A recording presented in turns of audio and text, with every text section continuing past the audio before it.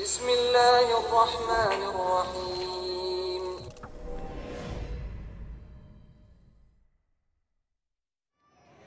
أعوذ بالله من الشيطان الرجيم. بسم الله الرحمن الرحيم.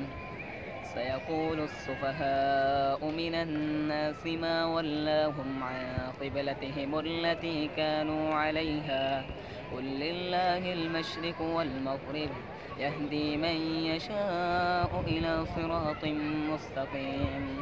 وكذلك جعلناكم أمة وسطا لتكونوا شهداء على الناس ويكون الرسول عليكم شهيدا. وما جعلنا القبلة التي كنت عليها إلا لنعلم من يتبع